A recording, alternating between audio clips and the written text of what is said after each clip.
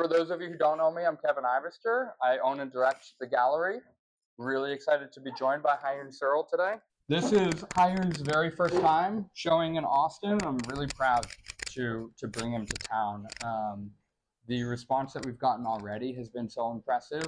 Not a surprise. I don't know how many of you have been able to get into the project space before we've started, but after the show, please come up to Hayun, introduce yourself, look at the work. It's monumental and impressive, and I'm really proud to have it. So I think that we can begin with Hayun. Why don't you introduce yourself and introduce the title of the exhibition? Of course. So my name is Hayun Surl. First of all, thank you so much for making time to share this moment with me and at the Ivester Gallery. This is very special for me. I really do appreciate and then immediately noticed just how vibrant the art community in Austin is. So I am from San Angelo, which is West Texas, and then I'm teaching over there at the university called Angelo State University. Actually, I do have some students brought with me. I'm very proud of them. Yeah. So my journey with the clay has been started since 2018. Technically, I would like to say 2013. So that is when I did the exchange student program at one of the university in the United States. And then there's an amazing instructor who just like, hey, why don't you try the wheel frame machine? And I tried it and I just fell in love with it. Yeah. That was a strong starting point. And then after that, in 2018, I decided to become an apprentice at one of the Korean potter in Korea. So I gone practicing over there for 2 years. And then I went to Ohio University for my master's degree. And then now I'm here. Yeah. So my work, it's just mainly, it's about the exploration of my cultural fluidity and its adaptation. Yeah. And I draw the inspiration from the Korean artifacts and those vessel forms that lost its meaning and the function. Yeah, because of how the form of life changes. Yeah, and moving on. But so I learned the pottery vessel form that lost its functionality in Korea as an apprentice. And then that was very intentional move for me because for me that was something special. The way how they're constructing the form, the way how it looks, the scale of it.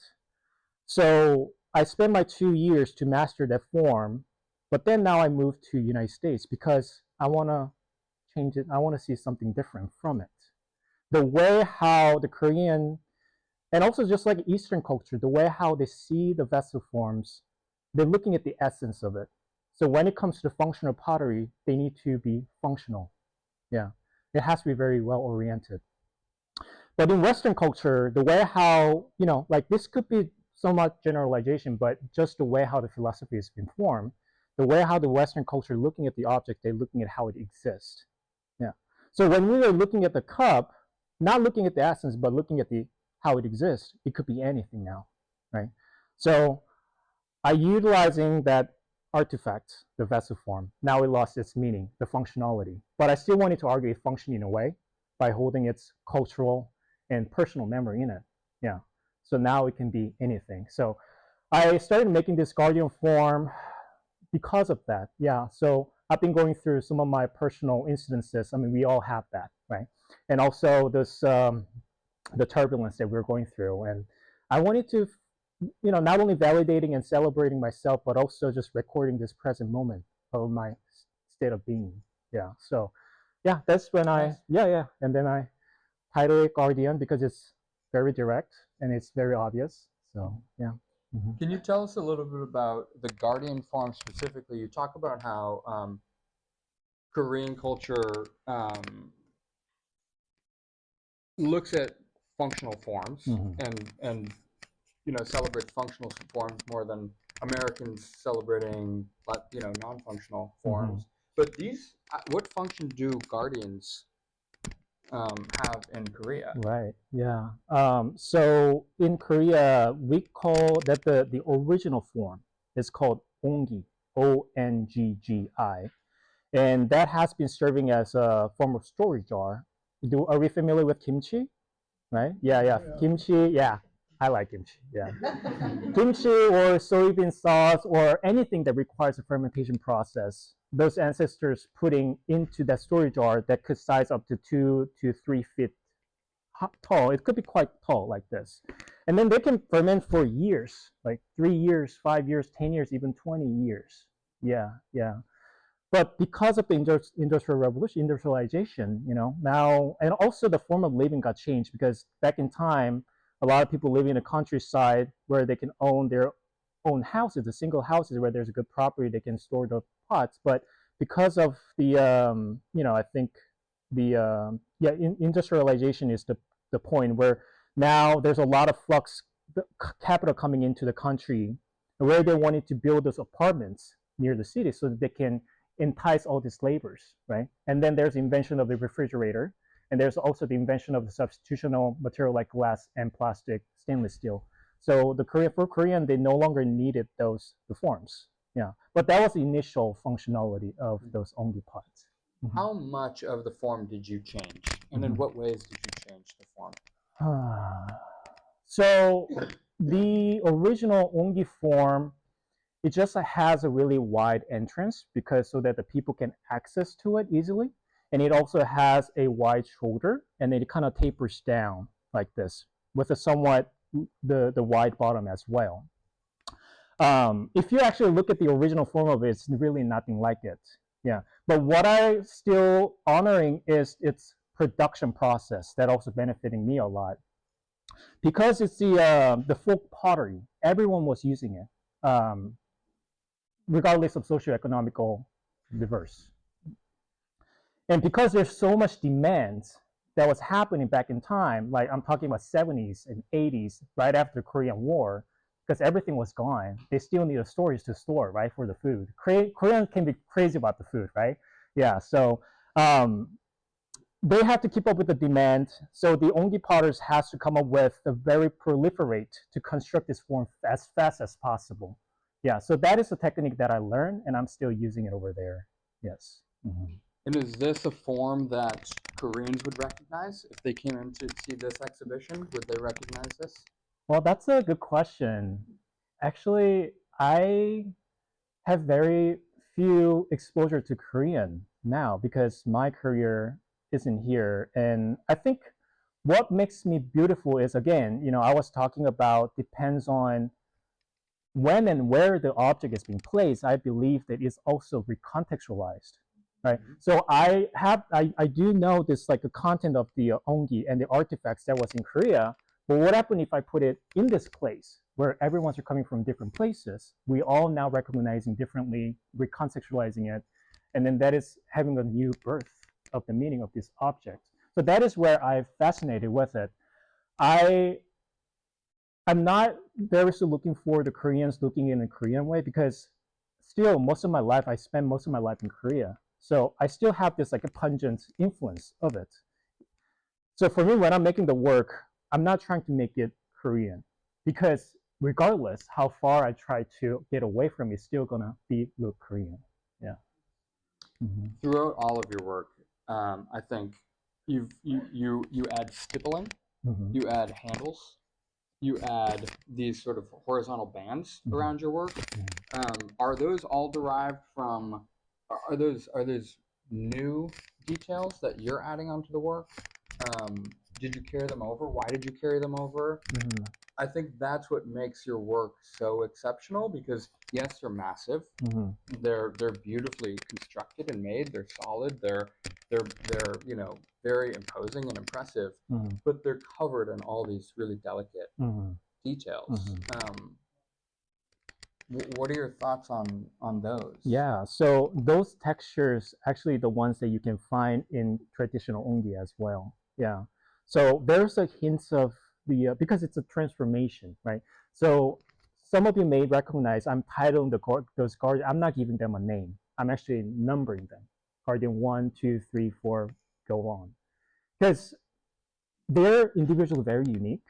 But I also wanted to record my how can I say, passage of time, yeah, chronologically, as I'm seeing how the form transformed, yeah, because that's my selfishness as an artist, I would say. Yeah. So, but I still yet honoring that original form of ongi, but also that texture validating the process, because those textures could only be rendered through the wheel throwing technique, where there's a potters have the wheel throwing machine that rotates so that they can make a pot of it. That rotation, I can validate it by showing that the ring and the ripple textures and all that. Yes. So some of the choices that you're making are revealed in the process. Yes, exactly. I love that. So for the potters in the room, are you picking up on that, or is that just going over my head? How we should sort of address some of the potters in the room. We've had a lot of folks come in, talk about your glazes, talk about your technique and your process. How much of this is hand built? How much of this is on the wheel? How would you describe the technique and the process? Yeah. How much of it is built outside of the kiln, inside the kiln? Yeah. So is there a lot of ceramic artists in here?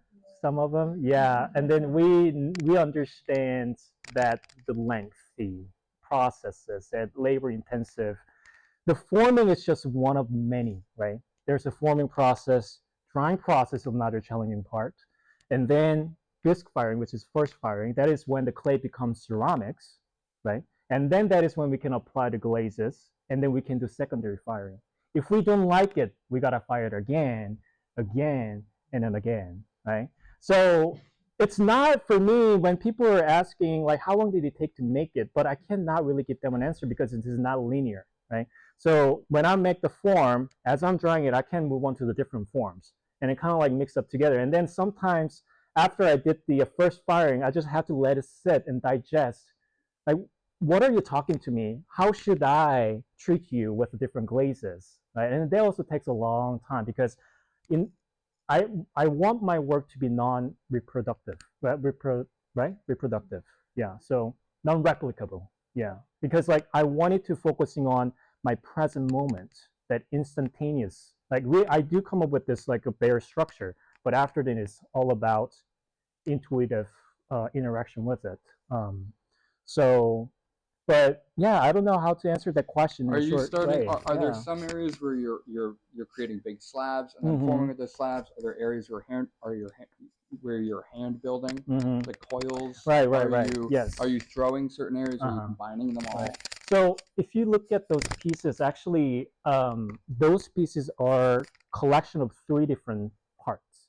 There's a leg part, there's a torso part, and there's a head part. All of which that I had to construct using the wheel throwing technique. And so after that, that is what creating a form of canvas with its scale. Yeah. And then after that, I come up with a hand building. The spouts are also hand built, but like arms, the pockets, the shoulder packs, all these little details, they're the hand built ones. Yeah. But when it comes to the large ones, the only thrown part is the column, the main column, and the head part. The rest of them are the hand built. Wow. Yes. Are those arms and legs hollow? Yes, they're hollow. Yeah. So that's another challenge, but I'm sure the ceramic artist understands the air needs to flow around within the form so that it doesn't trap the air. Yeah. So everything is connected. Yes. Is the head connected? Yes. What is it? The head is connected? Or No, head is not connected. On the big one. On the big one. Yeah. Yes. So head can come apart only because it cannot fit into the kiln. But I really like when the piece is in a one piece. Yeah. But also when I happen to make them separately, I also at the same time wanted to reveal the separation honestly. Yeah, I didn't want to hide it. Yeah. So you're adding all of these small details, responding to the work as you're making it, and you're doing the same with glazes. Yes. So the glazing is very unique, and also the part that I get the most frustrated with it because it's so last piece and also could ruin the piece, right? Yeah. So I do have some collection of the glazes, and I apply them depends on just how I feel as I'm seeing the work. What do you want to become, right? So, but it never satisfies my the aesthetical biases at once. I have to fire them again and again and again. And then I think that is what really brings some unique part of those pieces. Because if I'm pottery maker, if I have to somehow reproduce them, yes, it has to be expectable. And the craft really matters in that case, right? So the glaze should not be dripping. It has to be very stable and all that. But I want this form to be just one of the kind, the unique ones. Yeah. So actually, if you see those texture, those are all very heavily fluxed because those glazes are not meant to be fired that high. But by showing that fluxy texture, that also records the process in the results. Yeah. So. There's some amazing drips, especially on the coming around the heads where the head connects to the body, especially on this blue and light blue and pink piece. I'm sure you're familiar with the very long drip coming down the edges. There's an amazing marriage of intense control that you have over the medium, and then your ability to let some things, be left up to chance. How thoughtful are you about that sort of relationship?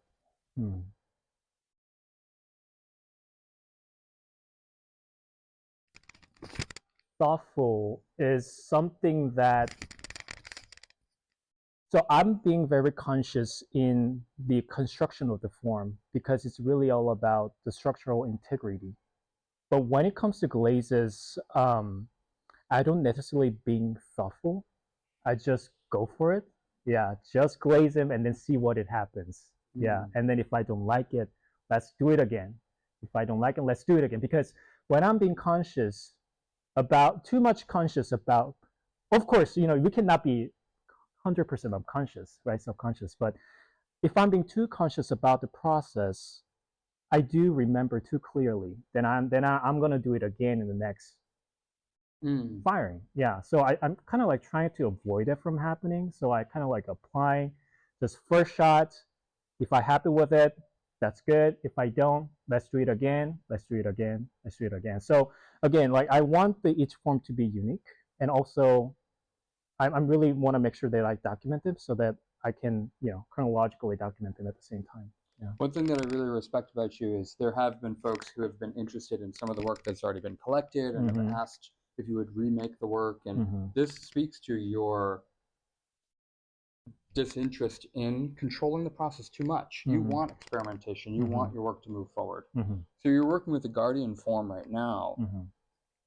Do you anticipate that you'll be working with it for a long period of time? What's next? Yeah, I think the this Guardian form, actually I've begun since 2023. Yeah, and then that was some tragic incident actually happened in my family, and then what makes me really lucky to be an artist is there's always the ventilation that I can express my art with my emotions and all that, and that is very true. And so that is why I started making this Guardian forms, and I wanted to continue to working with it really. And then as an artist, we didn't really talk about how long we're going to continue with this form, as long as we have another amazing idea, right? Yeah. So I'm hoping that it'll always resonate in me and then continue making the similar works, but also something different. Yeah. And then moving along. Thank you. I want to open it up for some questions. I see Lori already has a question. I want to talk to you about scale. And right now, the forms are very imposing, and yet they're smaller than us. And if you would go bigger, and if you did, how you think that relationship would change? Yeah. I think scale is a really important subject as an artist. I think there's some set hierarchy whenever you walk into the gallery. It depends on how big the work is, right? Right? Yeah. If the work is small, it also has its own value because it really draws people to get close with it. There's some sense of intimacy, right? But I want my work to be somewhat more conversational in a way, right? So that's why I wanted to build a larger, and also because I wanted to again validating and celebrating my culture and also my personal memory with it. So the scale matters for me, but also I'm making those small works too. I don't know if you recognize there's small work at the corner of the gallery. They are for me like a 3D sketch. Without them, I cannot make a bigger work. Yeah, yeah. So with that piece, I just looking at the proportion of it. Yeah. And then, oh, if I like it, I go move on to the big one. Yeah. So the scale is really interesting. And I really hope to make it bigger and bigger. And then because, yeah, because like as a ceramic artist, I don't know, like there's a challenge. And then as a potter, I think we are just naturally enjoys the challenges because the throwing process, even though you did a really great job from the 0 to the 10, if in the 11, if you messed up, you mess up all the pot, right? And I love it. Call me crazy. I love it. Yeah. So and then each material has its own limitation, but I want to challenge that too. So the only reason why I was able to come up with that scale is because that's how much the big of the kiln that I have. Yeah. So I don't know how long my journey as an artist will be, but I hope that I can make it bigger and bigger and bigger. Yeah, yeah, yeah. Right. And also, I think as a ceramic art, the reason why I'm just so fascinated with the ceramic, it's permanency. I think it's not permanent, but I know for sure what's gonna happen by the end of my term. There's so certain thing is always waiting for me. And I think about it. But then I also happy that I know that this form, those ceramic pieces are going to prolong and continuing this form after my ephemerality and constantly creating different memories for the different people. You know, I don't know, maybe it's the selfish of me, the artist, but I do hope that those are the pieces that I could, leave behind one day. We have talked about some of the unknown details that you're referencing in the traditional forms. And it is interesting to think about digging up these in 5,000 years and what those viewers, how they would interpret it. Right. Do you want to respond to that? Let's take another question. Sure, yeah, let's take a question, yes.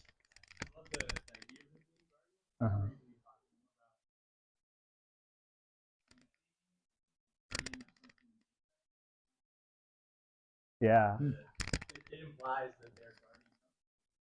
Yeah, so they're all tied in the same subject, I would say. They're all there to contain something intangible.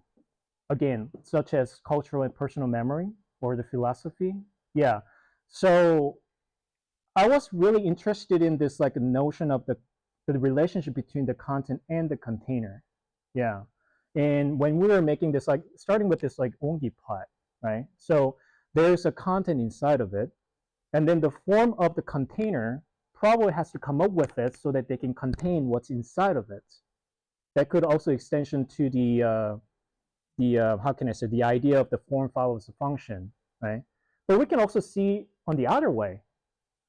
When we see the form how it looks like on the vessel form, we can possibly assume what the purpose is, what the function is. Why the teapot looks like a teapot? Can it be other way, right? Can the teapot looks like a teapot, but it doesn't look like a teapot? Can we still call it as a teapot?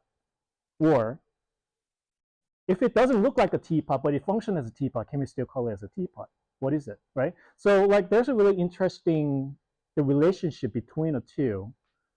But the answer that I come up with is when the content and the container they're together, that's when they complete each other. Yeah.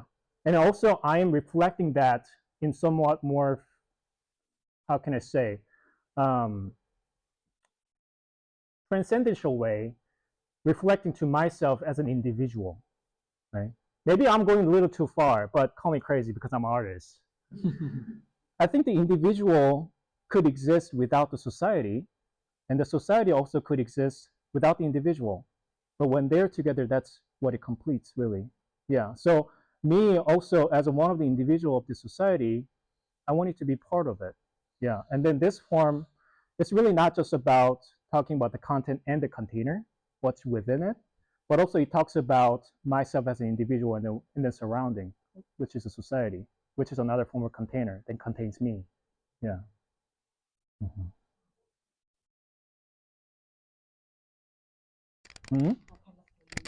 Glaze. So all the clay. Oh, clay. I make my own. Yeah, I make my own. Yeah, and the glaze too. I make everything by myself. And so there's a lot of blog content, about like 20 to 25%, I'll say. With the big one, I can go to up to 30%. And then one of the ingredients that I also put is called the kyanite or the mullite, which has a what is it? The thermal shock resistant material. I put about 5 to 10% on that. Yeah. Mm-hmm. High fire. Yeah. So those are actually cone 6 to 7, which is 20 to 60 to 80 Fahrenheit. Yes. It's about the process of Mm-hmm. and you're looking at what you and then you say not that, and then you do it again. Mm-hmm. So how do you know when that's the one? Since you didn't have to do a vision with your glazing. Yes. I don't have an answer to that, I guess. Yeah, because I think the marriage of the glaze and the form is so intricate, right? So even though there's amazing glaze over there, but also the form matters. There has to be some alignment with it, I think, and then the vice versa too. Yeah. So when I think it's just like more intuition, I'll say. When the form came out, I usually don't like when it's too plain. I want to see some gradation, and then the glaze is some unique thing that only the ceramic can render. I mean, the ceramic artists cannot make what painters make, and also the painters cannot make the color what the ceramic artists make. So I wanted to kind of specialize what makes this ceramic so unique. Yeah, yeah. Mm-hmm. So are you responding to each firing? I imagine you have. Are you responding with like a chemistry insight going, I want more copper in this? Mm-hmm. Or are you going more like, this isn't the surface, I'm going to go a different temperature, or a whole nother glaze on top of it? Or, for those who are deeper in the clay world, like, you know that some things might burn out at a certain temperature. And like, do you understand what I'm asking? Like, are you approaching it just based on chemistry? Are you adding new glazes? Is it different every time? Yes. So we have shop glazes, and also I have my own glazes. I have some commercial glazes. I have some pigments like stains. Yeah, I just use all of them. Yeah. So you're responding uniquely. Yeah. Whether or not it's like cooking, like, oh, it's a little salty. I'll put some more water. Yeah. Maybe you need some pepper. Yeah. So on that note, real quick, so with this pink one that like a lot of us have a view of right now, like, did you see the blue and you're like, or the pink and you're like, I just a cool color on it, and then you just add to it, or? Yeah, so that one has some story behind, because I wanted to make it as a pink. That was my just rough idea with it. So I have this like a base glaze that I have that has to be meant to flux a little bit, right? That is what creating the texture. So I'll just put a pink stain in it. So I put the pink stain in it, and then I fired it, but then it got reduced too high. So it turns out instead of pink, it turns into what is it? The sky blue color. Like all of it was a sky blue color at the beginning, and then like, oh no, I mean, my wife actually loved that color, but like, no, that's not it. That's not it. Yeah. So like, I'm gonna do another layer and then fire this, because I thought that it's because of the atmosphere, but then it happened again. Yeah, because like sometimes it's difficult to fire in oxidation with the gas kiln, right? So that is when I'm gonna go with I'm just gonna go with some red glaze on top of it. Yeah, and then that is how it came out. Yeah. Mm-hmm. So you did have a vision. I do. I guess so. Yeah, but it's like I'm more responding to what is happening in front of me. Yes. Yeah. I have a rough idea, right? Yeah. If I want to glaze in pink, I could just paint with underglaze, right? Yeah, but that's not what I want. Yeah. Please.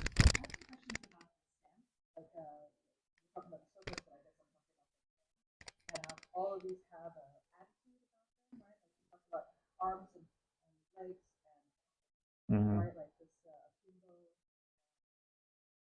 does refer back to the shape you're talking about. but also as a human form, it gives it a lot of attitude.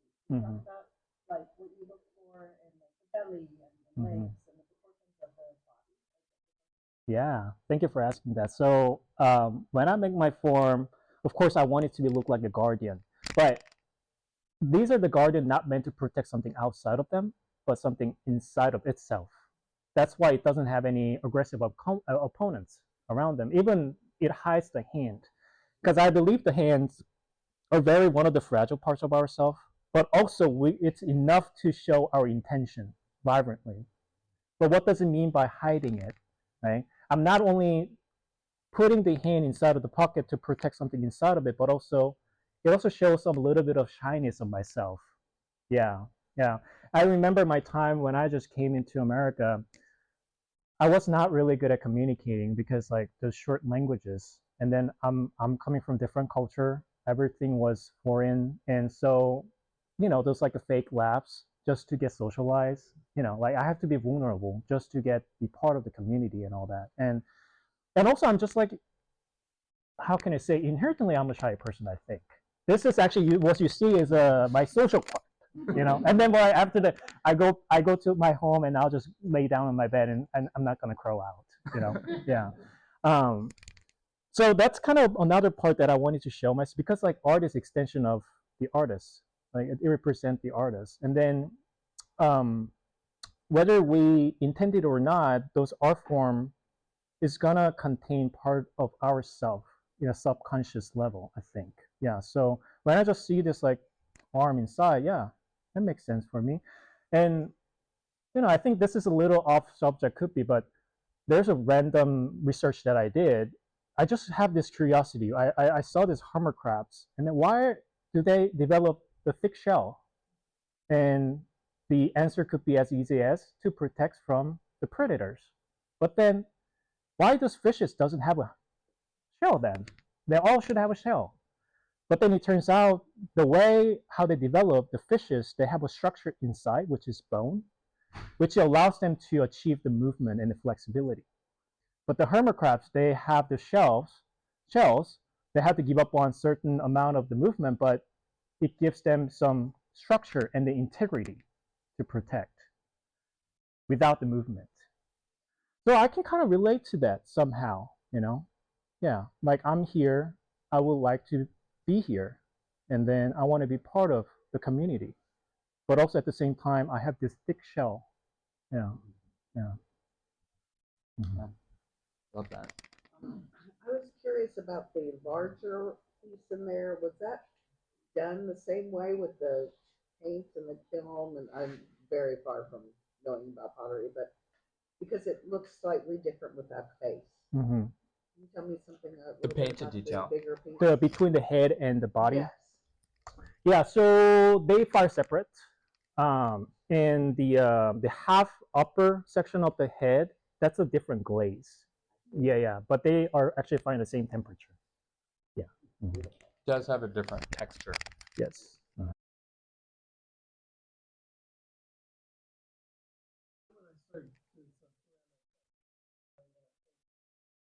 True, it's also seems like it's your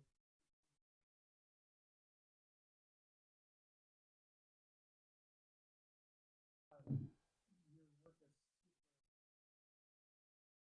Mm-hmm. from my perspective, you still find it. You know what? Humble is a really interesting word. It's because I mean, the being humble and the being shy is also very different, right?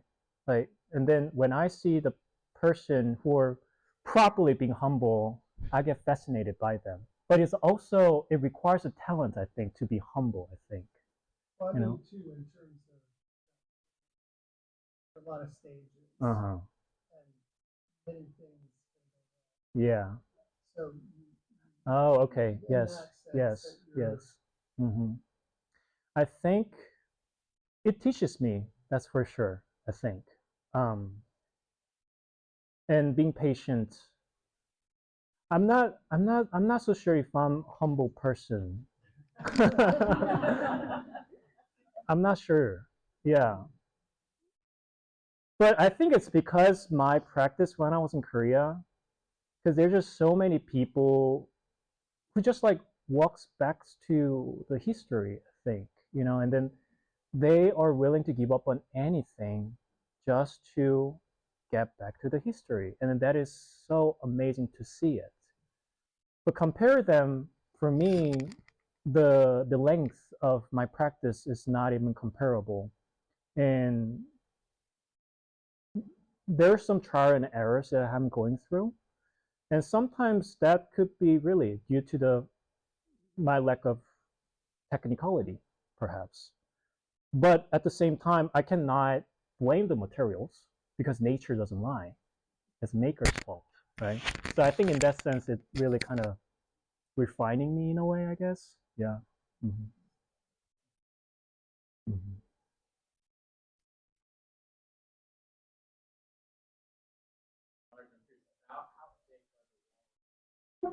They're not actually that thick. They're about less than 1 inch.